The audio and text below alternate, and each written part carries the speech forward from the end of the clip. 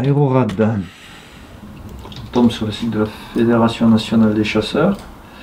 Et donc ensuite il suffit de venir sur découvrir Aérorad.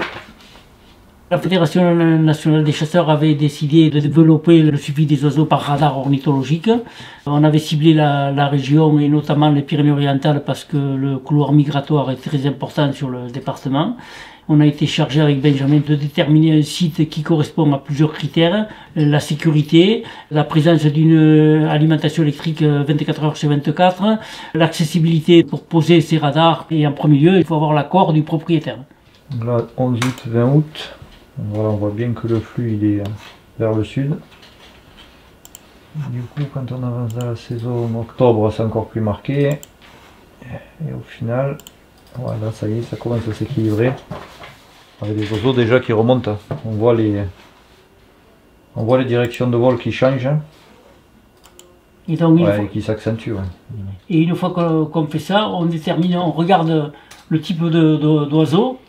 Et donc on se rend compte que c'est bien les grands oiseaux, que les premiers qui a remonté au mois de janvier, ce sont les grands oiseaux, c'est-à-dire essentiellement les cigognes.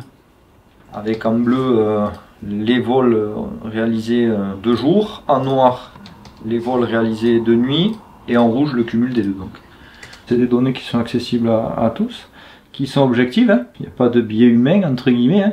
Et surtout qui prennent la totalité de ce qui se passe. C'est-à-dire que là il n'y a pas de samedi, il n'y a pas de dimanche. La nuit, ben, le radar il dort pas. Donc on est vraiment sur des données très objectives et à terme, ben, on peut se demander si ça va pas finir par remettre en cause un peu tous ces comptages au col qui récoltent que une petite partie de ce qui se passe réellement, quoi. Voilà, donc là on a des informations plus précises sur la catégorie passereau qui migrent la nuit, hein, notamment les grives, tout ce qui va être fauvette, gobe-mouche, voilà, toutes ces espèces là migrent essentiellement de nuit. Ensuite on peut descendre et voir les flux par heure. Voilà, un pic de passage à 8 heures, puis ensuite un autre pic à 17 heures.